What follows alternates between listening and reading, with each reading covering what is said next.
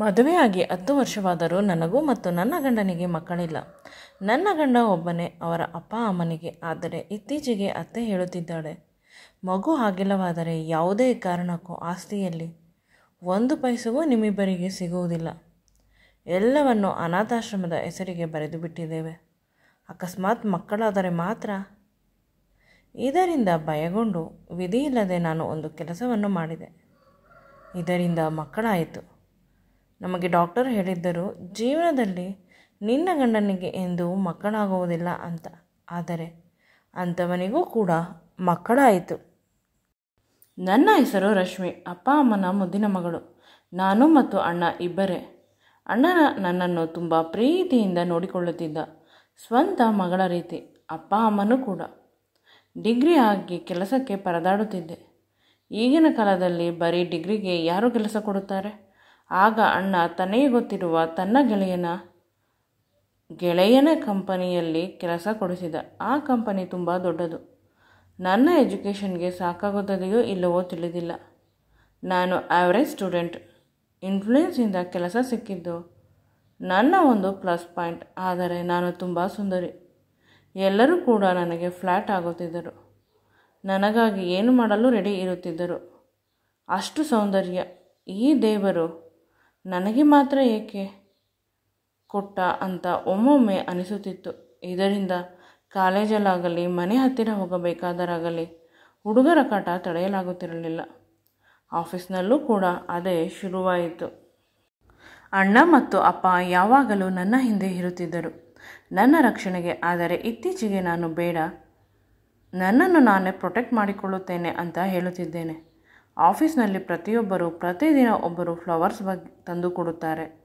ಪ್ರೀತಿಗಾಗಿ ನನ್ನನ್ನು ಪ್ರಪೋಸ್ ಮಾಡುವುದು ನನಗೆ ಸಾಕಾಗಿ ಬಿಟ್ಟಿದೆ. ನಮ್ಮ ಬಾಸ್ ಫಾರಿನ್ ಟ್ರಿಪ್ಗೆ ಹೋಗಿದ್ದರು. ಇಂದು ಆಫೀಸ್ಗೆ ಬಂದಿದ್ದಾರೆ. ಅವರನ್ನು ನೋಡಿದ ತಕ್ಷಣ ಶಾಕ್ ಆದೆ. ನಾನೇ ಸುಂದರಿ ಅಂತ ಅಂದುಕೊಂಡರೆ ನನಗಿಂತ ಸುಂದರವಾಗಿದ್ದಾರೆ. ಅವರ ಆ ಸೌಂದರ್ಯಕ್ಕೆ ನಾನು ಮಾರು ಹೋದೆ. ಎಲ್ಲ ಹುಡುಗಿಯರು ಕೂಡ ಅವರ ಹಿಂದೆ ಮುಂದೆ ಸುತ್ತಾಡುತ್ತಾರೆ. ತಿಳಿಯಿತು, ಅವರು ಅವರ ಅಪ್ಪ ಅಮ್ಮನಿಗೆ ಒಬ್ಬನೇ ಮಗ. ಆ ಗರ್ಭ ಶ್ರೀಮಂತರು ಅಂತ 3 ತಲೆಮಾರು ಕುಳಿತುಕೊಂಡು ತಿಂದರೂ ಕೂಡ ಆಸ್ತಿ ಖಾಲಿಯಾಗುವುದಿಲ್ಲ. ಅಷ್ಟೊಂದು ಶ್ರೀಮಂತರು ಅವರು. ಅಂತ ಆಸ್ತಿಗಿಂತ ಹೆಚ್ಚಾಗಿ ಹುಡುಗ ತುಂಬ ಸುಂದರ. ಮುಖ ನೋಡಿದರೆ ತಿಳಿಯುತ್ತದೆ ಜೆಂಟಲ್ಮ್ಯಾನ್ ಅಂತ. ಆದರೆ ನಮ್ಮಂತಹ ಮಿಡ್ಲ್ ಕ್ಲಾಸ್ ಹುಡುಗಿಯರಿಗೆ ಇವರು ಒಲಿಯುವುದಿಲ್ಲವೇನೋ.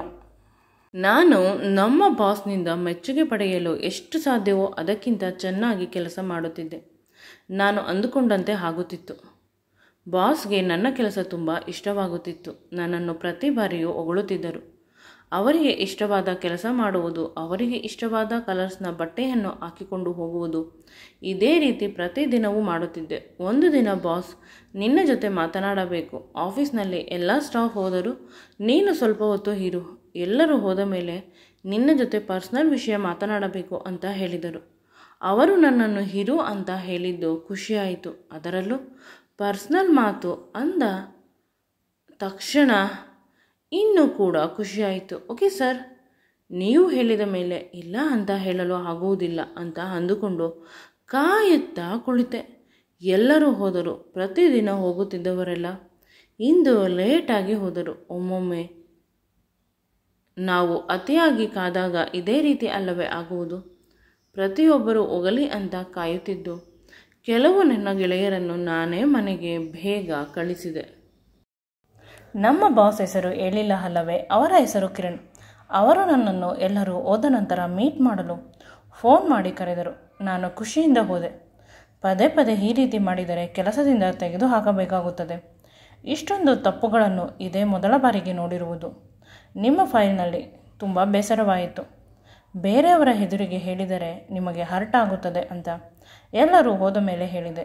ಇದು ನಾನು ಮಾಡಿದ ಫೈಲ್ ಅಲ್ಲ ಅಂತ ಏನೋ ಹೇಳಲು ಹೋದರೆ ಅವರು ಕೇಳಿಸಿಕೊಳ್ಳಲು ರೆಡಿ ಇರಲಿಲ್ಲ. ಬದಲಿಗೆ ಇನ್ನೂ ಚೆನ್ನಾಗಿ ಬೈಯುತ್ತಿದ್ದಾರೆ. ನಂತರ ಯಾವುದೋ ಇಂಪಾರ್ಟೆಂಟ್ ಕಾಲ್ ಬಂತು. ಅವರು ಹೊರಗೆ ಹೊರಟು ಹೋದರು. ನಾನು ಆ ಫೈಲ್ಸ್ಗಳನ್ನು ನೋಡಿದೆ. ಅದು ನಮ್ಮ ಸೀನಿಯರ್ ಮ್ಯಾನೇಜರ್ ಮಾಡಿರುವುದು. ನನಗೆ ಅವರು ಬೈದಿದ್ದು ತುಂಬ ದುಃಖವಾಯಿತು. ಏಕೆಂದರೆ ಅವರು ನನ್ನ ಕ್ರಶ್ ಅಲ್ಲವೇ? ಈ ರೀತಿ ಮಾಡಬಹುದೇ? ನಂತರ ನನ್ನ ಸೀನಿಯರ್ ಮ್ಯಾನೇಜರ್ಗೆ ಫೋನ್ ಮಾಡಿ ಎಲ್ಲವನ್ನು ವಿಡಿಯೋ ಕಾಲ್ ಮಾಡಿ ಹೇಳಿದೆ. ಅವರು ಬೆಳಿಗ್ಗೆ ಬಾಸ್ ಜೊತೆ ಮಾತನಾಡುತ್ತೇನೆ, ನೀನು ಆರಾಮವಾಗಿ ಇರು ಅಂತ ಹೇಳಿದರು. ಆದರೂ ಬಯಸಿಕೊಂಡಿದ್ದು ನಾನು ಅಲ್ಲವೇ? ದುಃಖವಾಯಿತು. ಇಂದು ಮನೆಯಲ್ಲಿ ನನ್ನ ಮೂಡ್ ಚೆನ್ನಾಗಿರಲಿಲ್ಲ. ನಮ್ಮ ಅಣ್ಣ ಎಷ್ಟು ಕೇಳಿದರು, ಏನು ಹೇಳಿದರು, ನಿನಗೆ ಊಟವನ್ನು ಕೂಡ ಮಾಡದೆ ಹಾಗೆ ಮಲಗಿದೆ. ಬೆಳಿಗ್ಗೆ ಕೆಲಸಕ್ಕೆ ಹೋಗಲಿಲ್ಲ. ಹೇಗೆ ಅವರನ್ನು ಫೇಸ್ ಮಾಡುವುದು ಅಂತ ಅರ್ಥವಾಗಲಿಲ್ಲ. ಪದೇ ಪದೇ ಕೆಲಸಕ್ಕೆ ಬಾ ಅಂತ ಮ್ಯಾನೇಜರ್ ಫೋನ್ ಮಾಡಿ ಹೇಳುತ್ತಿದ್ದರು. ಸರ್ ಜೊತೆ ಮಾತನಾಡುತ್ತಿದ್ದೇನೆ ಬಾ ಅಂತ, ಆದರೆ ನಾನು ಹೋಗಲಿಲ್ಲ. ನನಗೆ ಅವರು ಬೈದಿದ್ದು ಬೇಸರವಾಗಿತ್ತು. ಸ್ವಲ್ಪ ಸಮಯ ಬೇಕಿತ್ತು ಅವರಿಂದ ದೂರವಿರಲು, ಈ ಎಲ್ಲವನ್ನು ಮರೆಯಲು. ಆದರೆ ಸಂಜೆ 4 ಗಂಟೆಗೆ ಅಮ್ಮ ಬಂದು ಹೇಳುತ್ತಿದ್ದಾರೆ, ನಿನ್ನನ್ನು ಕೇಳಿಕೊಂಡು ಬಂದಿದ್ದಾರೆ ನೋಡು ನಿನ್ನ ಆಫೀಸ್ನವರು ಅಂತ. ಹೇಗೆ ಮಲಗಿದ್ದೆ ಹಾಗೆ ಕೂದಲನ್ನು ಸರಿ ಮಾಡಿಕೊಂಡು ಹೋಗಿ ನೋಡಿದರೆ ಆಶ್ಚರ್ಯವಾಗಿ ನಿಂತೆ. ಅದು ಬೇರೆ ಯಾರೂ ಅಲ್ಲ, ನಮ್ಮ ಬಾಸ್. ಆಸೆಯ ಕಣ್ಣುಗಳಿಂದ ನನ್ನನ್ನು ನೋಡುತ್ತಾ ನಿಂತಿದ್ದಾರೆ. ನನ್ನ ಕ್ರಶ್. ಅವರ ಮುದ್ದಾದ ಮುಖವನ್ನು ನೋಡಿದ ತಕ್ಷಣ ನನಗೆ ಅವರ ಮೇಲೆ ಇದ್ದ ಕೋಪ ಸಡನ್ನಾಗಿ ನಿಂತು ಹೋಯಿತು. ಅಮ್ಮ, ಇವರು ನಮ್ಮ ಬಾಸ್. ನೀನು ಏಕೆ ಇವರನ್ನು ನಿಲ್ಲಿಸಿದ್ದೀಯಾ ಅಂತ ಒಳಗೆ ಕರೆದು ಸೋಫಾದ ಮೇಲೆ ಕೂರಿಸಿದೆ. ಇವರಿಗೆ ಏನಾದರೂ ಕುಡಿಯಲು ತಂದು ಕೊಡು ಅಮ್ಮ, ತಣ್ಣಗೆ ಮಾಡಿಕೊಡು ಅಂತ ಕೇಳಿದೆ. ಅಮ್ಮ ಹಣ್ಣುಗಳ ಜ್ಯೂಸನ್ನು ಮಾಡಿ ತಂದುಕೊಟ್ಟರು. ಸರ್ಗೆ ಬೋಂಡಾ ಜಾಮೂನು ಇಷ್ಟ, ಅದನ್ನು ಪ್ಲೀಸ್ ಮಾಡಮ್ಮ, ನಾನು ಸ್ವಲ್ಪ ಮಾತನಾಡುತ್ತಿರುತ್ತೇನೆ ಅಂತ ಹೇಳಿದೆ. ನನಗೆ ನಾಚಿಕೆ ಆಗುತ್ತಿತ್ತು. ಸರ್ ನನ್ನ ಹತ್ತಿರ ಸಾರಿ ಕೇಳಿದರು. ಇನ್ನೆಂದೂ ಕೂಡ ನಿಮಗೆ ಈ ರೀತಿ ಬೇಸರ ಮಾಡುವುದಿಲ್ಲ. ಎಲ್ಲಕ್ಕಿಂತ ಹೆಚ್ಚಾಗಿ ಸ್ವಲ್ಪ ನಿಮ್ಮ ಜೊತೆ ಮಾತನಾಡಬೇಕು. ಹೊರಗಡೆ ಹೋಗೋಣ. ಸರ್ ಡೇಟ್ಗೆ ಕರೆಯುತ್ತಿದ್ದಾರೆ, ಮೊದಲ ಬಾರಿ. ಇಲ್ಲ ಅಂತ ಹೇಗೆ ಹೇಳುವುದು? ಬೇಗ ತುಂಬ ಸುಂದರವಾಗಿ ರೆಡಿಯಾಗಿ ಹೋದೆ. ನನ್ನನ್ನು ನೋಡಿದ ತಕ್ಷಣ ಸರ್ ಸ್ವಲ್ಪ ಹೊತ್ತು ಹಾಗೇ ನೋಡುತ್ತಾ ನಿಂತುಕೊಂಡರು. ಇಬ್ಬರು ಹೊರಗೆ ಹೋದವು.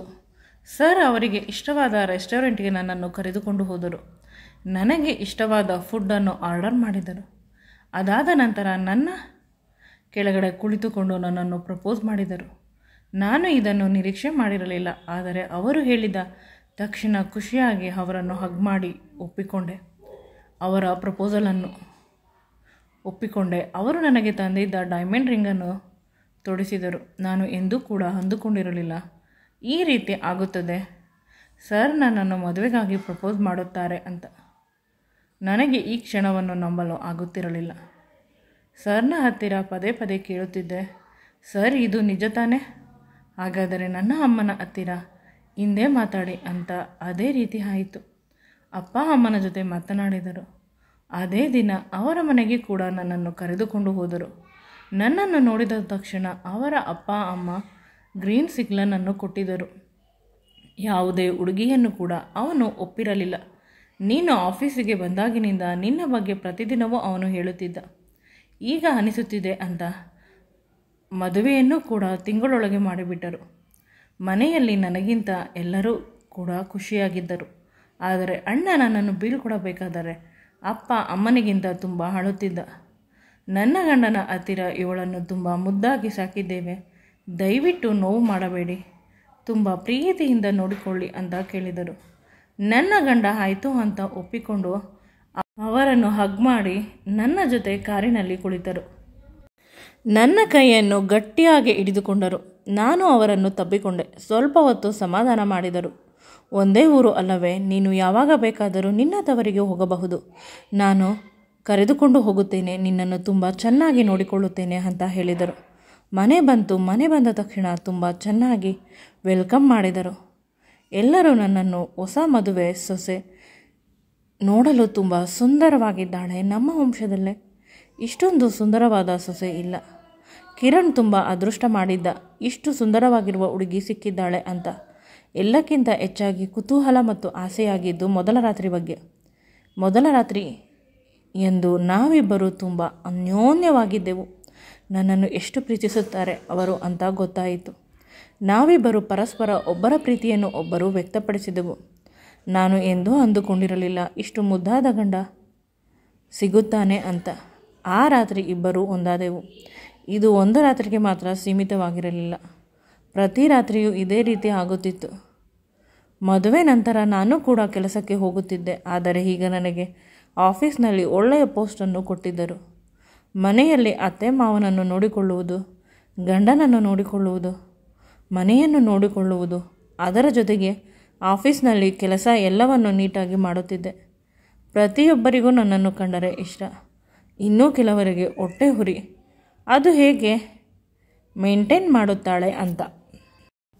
ನಮ್ಮ ಸಂಸಾರ ಚೆನ್ನಾಗಿತ್ತು. ಮದುವೆ ಆಗಿ 4 ವರ್ಷದ ಮೇಲೆ ಎಲ್ಲರೂ ಮಕ್ಕಳು ಅಂತ ಶುರು ಮಾಡಿದರು. ಡಾಕ್ಟರ್ ಹತ್ತಿರ ತೋರಿಸಿದಾಗ ನಿಮ್ಮಲ್ಲಿ ಯಾವುದೇ ಸಮಸ್ಯೆ ಇಲ್ಲ, ನಿಮ್ಮ ಗಂಡನಲ್ಲೇ ಸಮಸ್ಯೆ ಇರುವುದು ಅಂತ ಅವರೇ ಟ್ರೀಟ್ಮೆಂಟನ್ನು ಕೊಡುತ್ತಿದ್ದಾರೆ.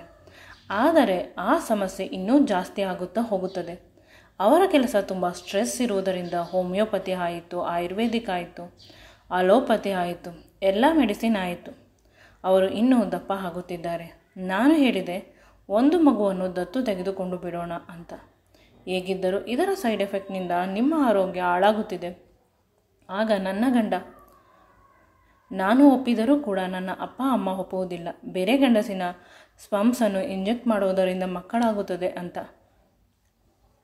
ಅದೇ ರೀತಿ 5-6 ಬಾರಿ ಮಾಡಿಸಿದೆವು. ಆ ಪ್ರೋಸೆಸ್ ಕೂಡ ಫೇಲ್ ಆಯಿತು. ಕೊನೆಗೆ ಸರೋಗಸಿಯನ್ನು ಕೂಡ ಟ್ರೈ ಮಾಡಿದೆ. ಅದಕ್ಕೂ ಕೂಡ ಬೇರೆಯವರ ಸ್ಪಮ್ಸನ್ನು ಹಾಕಬೇಕು. ಈ ವಿಷಯ ಅಮ್ಮನಿಗೆ ಅಕಸ್ಮಾತಾಗಿ ಗೊತ್ತಾಗಿ ಮನೆಯಲ್ಲಿ ರಂಪ ಮಾಡಿದರು. ಮಕ್ಕಳು ಆದರೆ ನಿಮ್ಮಿಬ್ಬರ ಮಗು ಬೇಕು ನಮಗೆ, ಇಲ್ಲವಾದರೆ ಈ ರೀತಿ ಬೇರೆಯವರ ಮಕ್ಕಳಾದರೆ ಮಕ್ಕಳೇ ಬೇಡ ಅಂತ. ಅತ್ತೆ ಮಾವ ಸ್ಟ್ರಿಕ್ಟ್ ಆಗಿ ಹೇಳಿದರು. ಅತ್ತೆ ಮಾವ ಅಂದುಕೊಂಡಿರುವುದು ನನ್ನಲ್ಲೇ ಸಮಸ್ಯೆ ಇದೆ, ಅವರ ಮಗ ಆರೋಗ್ಯವಾಗಿ ಇದ್ದಾನೆ ಅಂತ. ಇತ್ತೀಚೆಗೆ ಬೇರೆ ಹುಡುಗಿಯರು ಫೋಟೋಗಳನ್ನು ನೋಡುತ್ತಿದ್ದಾರೆ. ನಮ್ಮ ಮದುವೆಯಾಗಿ 10 ವರ್ಷದ ಆ್ಯನಿವರ್ಸರಿ ದಿನ ಒಂದು ಸುಂದರವಾದ ಹುಡುಗಿ ಬಂದಿದ್ದಳು. ಅವಳನ್ನು ಪದೇ ಪದೇ ನನ್ನ ಗಂಡನಿಗೆ ಪರಿಚಯ ಮಾಡಿಸುತ್ತಿದ್ದರೂ ತಿಳಿಯಿತು, ಇವರೆಲ್ಲ ಸೇರಿ ನಮ್ಮಿಬ್ಬರನ್ನು ದೂರ ಮಾಡುತ್ತಿದ್ದಾರೆ. ನಾನು ಏನನ್ನಾದರೂ ಬಹಳ ಬೇಗ ಮಾಡಲೇಬೇಕು ಅಂತ. ಇದೇ ರೀತಿ ಯೋಚನೆಯಿಂದ 2-3 ದಿನದಿಂದ ರೂಮಿನಲ್ಲೇ ಇದ್ದೆ. ನನಗೆ ಹುಷಾರಿಲ್ಲ ಅಂತ. ಇಂದು ನನ್ನ ಗಂಡನ ಕಸಿನ್ ಬ್ರದರ್ ಬಂದಿದ್ದರು. ಇಲ್ಲೇ 15 ದಿನಗಳವರೆಗೆ ಇರುತ್ತಾರೆ ಅಂತ. ಅದೇ ರೀತಿ ಆಯಿತು. ನನ್ನ ಮನಸ್ಸಿನಲ್ಲಿ ಹೊಸ ಆಲೋಚನೆ ಬಂತು. ಅಂದುಕೊಂಡಿದ್ದು ಆಗುತ್ತಿದೆ. ಮಾನ ಮರ್ಯಾದೆಯನ್ನು ಬಿಡಲೇಬೇಕು, ಇಲ್ಲವಾದರೆ ನನ್ನ ಗಂಡ ಮತ್ತು ನಾನು ಇಬ್ಬರು ಸತ್ತು ಹೋಗುವ ಪರಿಸ್ಥಿತಿ ಬರುತ್ತದೆ. ನಿನ್ನೆ ರಾತ್ರಿ ಅತ್ತೆ ಮಾವ ಮಾತನಾಡುತ್ತಿದ್ದರು. ಆಸ್ತಿಯನ್ನೆಲ್ಲ ಇನ್ನು ವರ್ಷದ ಒಳಗಡೆ ಮಗು ಆಗಿಲ್ಲವಾದರೆ ಅನಾಥಾಶ್ರಮಕ್ಕೆ ಆಟೋಮೆಟಿಕ್ ಆಗಿ ಹೋಗುತ್ತದೆ. ಇವರಿಬ್ಬರು ಬೀದಿಯಲ್ಲಿ ಬಿದ್ದಿರಲಿ. ಪ್ರೀತಿ ಅಂತ ಅವನು ಇನ್ನೊಂದು ಮದುವೆ ಆಗುವುದಿಲ್ಲ ಅಂತ ಹೇಳುತ್ತಾನೆ. ಇವಳು ಅವನನ್ನು ಬಿಟ್ಟು ಹೋಗುವುದಿಲ್ಲ ಅನ್ನುತ್ತಾಳೆ. ನಮಗೆ ಮೊಮ್ಮಗ ಬೇಕು, ಕೋಟಿಗಟ್ಟಲೆ ಆಸ್ತಿ ಇದೆ. ಇವರ ಮಾತನ್ನು ಕೇಳಿ ನನ್ನ ತಲೆ ಸಿಡಿಯಿತು. ನಾನು ಆಗಲೇ ಅಂದುಕೊಂಡೆ, ಪಾಪ ಪುಣ್ಯ ಇವುಗಳನ್ನು ಬಿಟ್ಟು ಏನನ್ನಾದರೂ ಒಂದು ದಾರಿ ಹುಡುಕಲೇಬೇಕು ಅಂತ. ಮನಸ್ಸಿನಲ್ಲಿ ವಿಧ ವಿಧವಾದ ಆಲೋಚನೆಗಳು ಬರುತ್ತಿತ್ತು. ನನಗೆ ಏನು ಮಾಡಬೇಕು ಅಂತ ಅರ್ಥವಾಗುತ್ತದೆ. ಅತ್ತೆ ಮಾವ ಅವರು ಅದೇ ಸಮಯಕ್ಕೆ ಸರಿಯಾಗಿ ಊರಿನಲ್ಲಿ ನಮ್ಮ ಜಮೀನಿನ ಮೇಲೆ ಯಾರೋ ಮನೆ ಕಟ್ಟುತ್ತಿದ್ದಾರೆ ಅಂತೆ. ಅದನ್ನು ನೋಡಬೇಕು ಅಂತ ಪೊಲೀಸ್ನವರನ್ನು ಕರೆದುಕೊಂಡು ಹೋದರು. ಆಸ್ತಿ ವಿಷಯ ಆಗಿದ್ದರಿಂದ 2-3 ವಾರ ಅವರು ಬರುವುದು ಡೌಟ್. ಆ ಊರು ತುಂಬ ದೂರ. ಅದೇ ಸಮಯಕ್ಕೆ ನನ್ನ ಗಂಡನನ್ನು ಕೂಡ ಅವನ ಕೆಲಸ ಹೈದರಾಬಾದ್ನಲ್ಲಿ ಇದೆ ಅಂತ ಹೋದರು. ಅಂದರೆ ಪ್ರಪಂಚದ ಎಲ್ಲ ಶಕ್ತಿಯು ನಾವು ಏನನ್ನಾದರೂ ಮಾಡಬೇಕು ಅಂತ ಹಠ ತೊಟ್ಟರೆ ಸಹಾಯ ಮಾಡುತ್ತದೆ. ನಾನು ಯಾರನ್ನೂ ಕೂಡ ಕಳಿಸಿಲ್ಲ. ಪ್ರತಿಯೊಬ್ಬರೂ ಅವರಾಗಿ ಅವರೇ ಹೋದರು. ಇಂದು ನನ್ನ ಗಂಡನ ಕಸಿನ್ ಸಾಯಂಕಾಲ ಮನೆಗೆ ಬಂದನು. ಅವನು ಬರುವುದರ ಒಳಗೆ ನಾನು ಚೆನ್ನಾಗಿ ರೆಡಿಯಾಗಿದ್ದೆ. ಟ್ರಾನ್ಸ್ಪರೆಂಟ್ ಸೀರೆ ಹುಟ್ಟಿದ್ದೆ. ನೋಡಲು 16 ವರ್ಷದ ಹುಡುಗಿ ಥರ ಇದ್ದೇನೆ. ಯಾರೂ ಕೂಡ ಒಂದು ಬಾರಿ ನನ್ನನ್ನು ನೋಡಿದರೆ ಪದೇ ಪದೇ ನೋಡಬೇಕು ಅಂತ ನೋಡುತ್ತಾರೆ. ಪ್ರಜ್ವಲ್ ಅವನ ಹೆಸರು. ನನ್ನನ್ನು ನೋಡಿ ಅಲ್ಲೇ ಹಾಲಿನಲ್ಲಿ ಕುಳಿತುಕೊಂಡು ಮಾತನಾಡಲು ಇಬ್ಬರೂ ತುಂಬ ಹೊತ್ತು ಮಾತನಾಡುತ್ತಿದ್ದೆವು. ನಂತರ ನಾನು ತಲೆನೋವು, ಸ್ವಲ್ಪ ಹೊತ್ತು ಮಲಗುತ್ತೇನೆ ಅಂತ ನಾಟಕ ಮಾಡಿ ಹೋದೆ ರೂಮಿಗೆ. ಹೋದ ತಕ್ಷಣ 1-2 ನಿಮಿಷದಲ್ಲಿ ಜೋರಾಗಿ ಕಿರುಚಿದೆ. ಆಗ ಪ್ರಜ್ವಲ್ ಓಡಿ ಬಂದ. ಏನಾಯಿತು ಅಂತ. ಜಿರಳೆ ಬಂದಿದೆ ಅಂತ ಭಯಗೊಂಡವಳಂತೆ ಅವನ ಹತ್ತಿರ ಹೋಗಿ ಗಟ್ಟಿಯಾಗಿ ತಬ್ಬಿಕೊಂಡೆ. ಅವನು ಕೂಡ ನನ್ನನ್ನು ತಬ್ಬಿಕೊಂಡ. ನಾನು ಹಾಕಿಕೊಂಡ ಸುಗಂಧ ದ್ರವ್ಯ ತುಂಬ ಚೆನ್ನಾಗಿತ್ತು. ಇದೆಲ್ಲವನ್ನು ಪ್ಲ್ಯಾನ್ ಮಾಡಿ ಕೆಲಸದವರನ್ನು ಅರ್ಧ ದಿನ ರಜೆ ಕೊಟ್ಟು ಮನೆಗೆ ಕಳುಹಿಸಿದೆ. ನಂತರ ಪ್ರಜ್ವಲ್ ಅವರು ಕಂಟ್ರೋಲ್ ಮಾಡಲು ಸಾಧ್ಯವಾಗದೆ ನನ್ನ ಜೊತೆ ಇಂಟಿಮೇಟ್ ಆದರು. ನಾನು ಕೂಡ ಸಹಕರಿಸಿದೆ. ನನ್ನನ್ನು ನಾನು ಕಲ್ಲಾಗಿಸಿಕೊಂಡು ಸಾಯಿಸಿಕೊಂಡು, ಆದರೆ ಇಂದಿಗೂ ಕೂಡ ಈ ಮನುಷ್ಯನಿಗೆ ನನ್ನ ಮನಸ್ಸನ್ನು ಕೊಡಲು ಸಾಧ್ಯವಿಲ್ಲ. ಈ ದೇಹದಿಂದ ಮಲಿನವಾಗಿ ಒಂದು ಮಗು ಬೇಕು ಅಷ್ಟೇ. ಡಾಕ್ಟರ್ ಎಲ್ಲ ರೀತಿಯ ಪ್ರಯತ್ನವನ್ನು ಮಾಡಿ ಕೈಬಿಟ್ಟಿದ್ದಾರೆ. ಇನ್ನು ನಾವಿಬ್ಬರು ಬದುಕಬೇಕು ಅಂದರೆ ಇದನ್ನು ಮಾಡಲೇಬೇಕು. ಹಾಗೆ ನೋಡಿದರೆ ಮಹಾಭಾರತದಲ್ಲೂ ವ್ಯಾಸ ಮಹರ್ಷಿಗಳ ಮಿಲನದಿಂದ ಅಲ್ಲವೇ ಯುಗಪುರುಷರು ಹುಟ್ಟಿದ್ದು. ಅಂದ ಮೇಲೆ ನಾನು ಮಾಡೋದೂ ಕೂಡ ತಪ್ಪಿಲ್ಲ. ಆಸೆಯಿಂದ ಕಾಮದಿಂದ ಮಾಡುತ್ತಿಲ್ಲ. ಅವಶ್ಯಕತೆಗಾಗಿ ಇವನ ಜೊತೆ ಸಂಬಂಧ ಇಟ್ಟುಕೊಳ್ಳುತ್ತಿರುವುದು ಅಷ್ಟೇ. ನಾವಿಬ್ಬರು ದೈಹಿಕವಾಗಿ ಒಂದಾದೆವು. ಇದರ ಬದಲು ಸಾವೇ ಮೇಲು ಅಂತ ಅನಿಸುತ್ತಿತ್ತು. ಆದರೆ ನಾನು ಸತ್ತರೆ ಅವರು ಏನು ಮಾಡುತ್ತಾರೆ? 3-4 ದಿನಗಳ ಕಾಲ ಇದೇ ರೀತಿ ಆಯಿತು ನಮ್ಮಿಬ್ಬರ ಮಿಲನ. ಪ್ರಜ್ವಲ್ ನಿಜವಾಗಲೂ ನನ್ನನ್ನು ಪ್ರೀತಿಸಲು ಶುರು ಮಾಡಿದರು. ಪ್ರತಿದಿನವೂ ಅವನ ಜೊತೆ ಒಂದು ಉದ್ದೇಶದಿಂದ ನಾನು ಸೇರುತ್ತಿದ್ದಿದ್ದು, ಯಾವುದೇ ರೀತಿಯ ಆಸೆಯಿಂದ ಅಲ್ಲ. ಅವನು ಮಾತ್ರ ನನ್ನ ಜೊತೆ ಆಸೆಯಿಂದ ಸೇರುತ್ತಿದ್ದ. ಇಂದು ನಾವಿಬ್ಬರು ಅಣ್ಣ ಬರುವುದರ ಒಳಗೆ ಹೊರಟು ಹೋಗೋಣ ಅಂತ ನನ್ನ ಕೈಯನ್ನು ಹಿಡಿದುಕೊಂಡ. ನಾನು ಬದುಕಿರುವುದು ಅವರಿಗಾಗಿ ಅಷ್ಟೇ. ಪ್ಲೀಸ್, ಏನೋ ಕೆಟ್ಟಗಳಿಗೆ ನಡೆದು ಹೋಯಿತು. ಮತ್ತೆ ಈ ವಿಷಯವನ್ನು ಎಲ್ಲರ ಹತ್ತಿರವೂ ಹೇಳಬೇಡ. ನನ್ನ ಬದುಕು ಹಾಳಾಗಿ ಹೋಗುತ್ತದೆ. ನನಗೆ ಮದುವೆ ಆಗಿ 10 ವರ್ಷವಾಗಿದೆ. ನೀನು ಸುಂದರವಾಗಿರುವ ಹುಡುಗಿಯನ್ನು ಮದುವೆ ಆಗು. ನಾನು ಮತ್ತು ನಿನ್ನ ಅಣ್ಣ ಇಬ್ಬರೂ ಬಂದು ಆಶೀರ್ವಾದ ಮಾಡುತ್ತೇವೆ. ಗೊತ್ತಿಲ್ಲದೆ ನಡೆದು ಹೋದ ಒಂದು ವಿಷಯದಿಂದ ಪದೇ ಪದೇ ನೀನು ನಿನ್ನ ಬದುಕನ್ನು, ನಾನು ನನ್ನ ಬದುಕನ್ನು ಹಾಳು ಮಾಡಿಕೊಳ್ಳುವುದು ಬೇಡ. ಸಮಾಜ ನಮ್ಮನ್ನು ಬದುಕಲು ಬಿಡುವುದಿಲ್ಲ. ಅವನು ಕೂಡ ಅರ್ಧ ದಿನ ಯೋಚಿಸಿದ. ನಾನು ಹೇಳಿದ ಮಾತನ್ನು ನನ್ನ ಹತ್ತಿರ ಬಂದು ಹೇಳಿದ. ಸತ್ಯ, ನೀವು ಹೇಳಿದ್ದು. ಈಗ ಆವೇಶದಲ್ಲಿ ಮದುವೆ ಆಗುತ್ತೇವೆ. ಇಲ್ಲಿ ದೊಡ್ಡಪ್ಪ ದೊಡ್ಡಮ್ಮ ಕೂಡ ನೆಮ್ಮದಿಯಾಗಿ ಇರುವುದಿಲ್ಲ. ಅಣ್ಣ ಅವನು ಸತ್ತೇ ಹೋಗುತ್ತಾನೆ.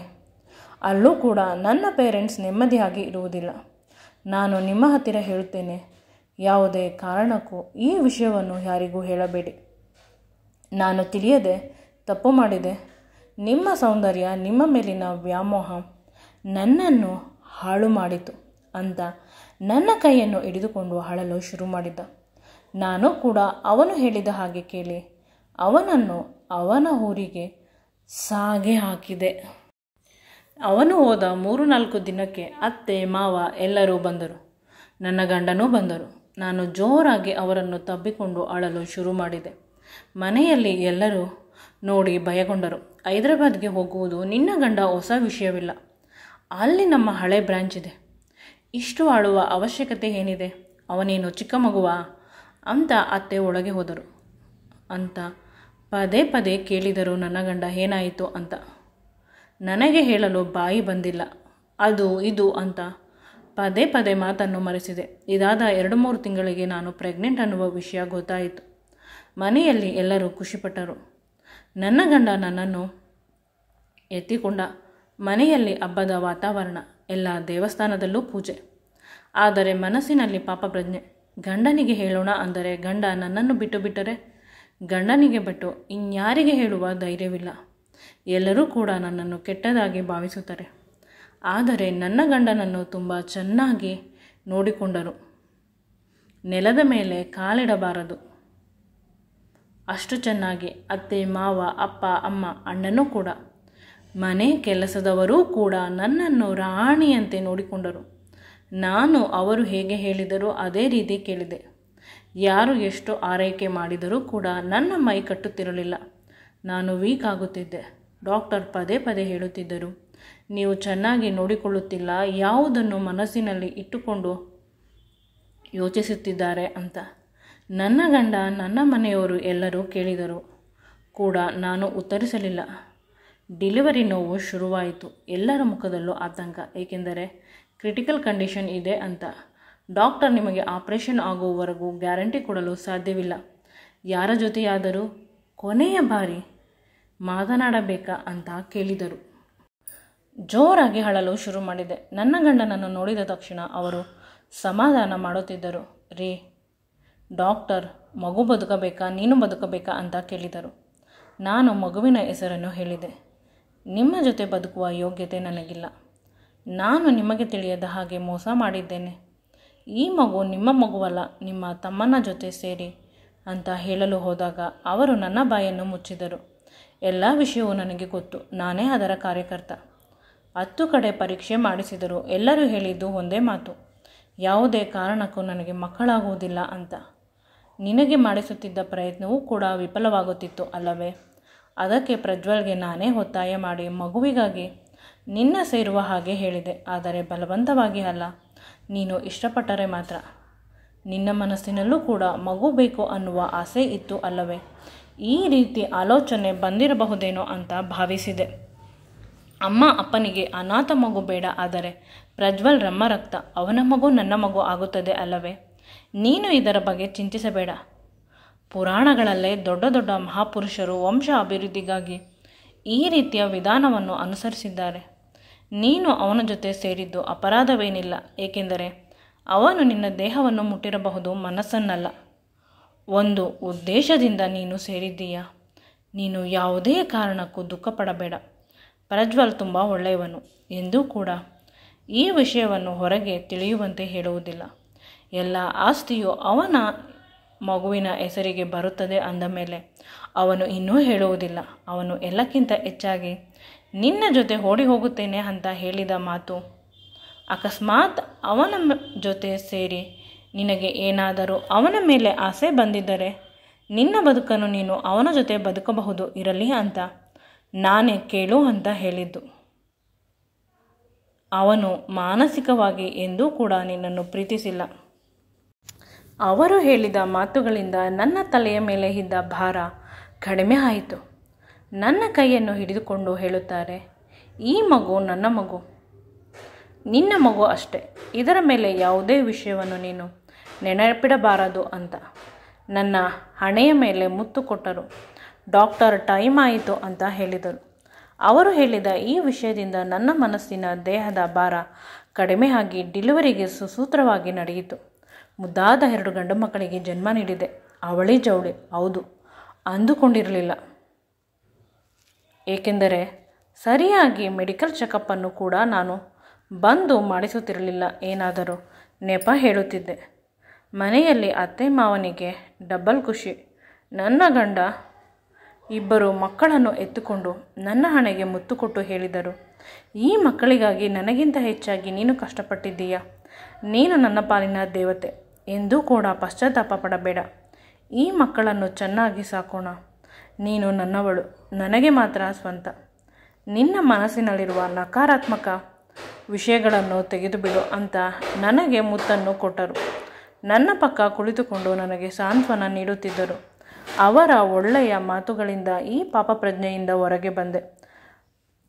ಬದುಕು ದಿನಗಳು ಕಳೆದಂತೆ ಸುಂದರವಾಗುತ್ತಿದೆ. ಮಕ್ಕಳನ್ನು ಕೂಡ ನಾನು ನನ್ನ ಮಕ್ಕಳಾಗಿ ನೋಡುತ್ತಿದ್ದೇನೆ. ಕಿರಣ್ ಕೂಡ ತಂದೆಯ ಪ್ರೀತಿಯನ್ನು ಆ ಮಕ್ಕಳಿಗೆ ಧಾರಾಕಾರವಾಗಿ ಹರಿಯುತ್ತಿದ್ದಾರೆ. ಎಲ್ಲ ಸರಿಯಾಗಿದೆ. ನಾನು ಅಂದು ಮಾಡಿದ ತೀರ್ಮಾನದಿಂದ ನನಗೆ ಕಷ್ಟವಾಯಿತು ಸ್ವಲ್ಪ ದಿನ, ಆದರೆ ಇಂದು ಎಲ್ಲರೂ ಸುಖವಾಗಿ ಇದ್ದಾರೆ. ಎಲ್ಲಕ್ಕಿಂತ ಹೆಚ್ಚಾಗಿ ಕಿರಣ್ ನನ್ನನ್ನು ಮೊದಲಿಗಿಂತ ಹೆಚ್ಚಾಗಿ ಪ್ರೀತಿಸುತ್ತಾರೆ. ನಾನು ಅವರಿಗಾಗಿ ದೊಡ್ಡ ತ್ಯಾಗ ಮಾಡಿದೆ ಅನ್ನುವುದು ಅವರ ಭಾವನೆ. ನಮ್ಮ ಸಂಸಾರ ಸುಂದರವಾಗಿದೆ. ಈ ವಿಡಿಯೋ ನಿಮಗೆ ಇಷ್ಟವಾಗಿದ್ದಲ್ಲಿ ನನ್ನ ಚಾನಲನ್ನು ಲೈಕ್ ಮಾಡಿ, ಶೇರ್ ಮಾಡಿ ಮತ್ತು ಸಬ್ಸ್ಕ್ರೈಬ್ ಮಾಡಿ. Thank you.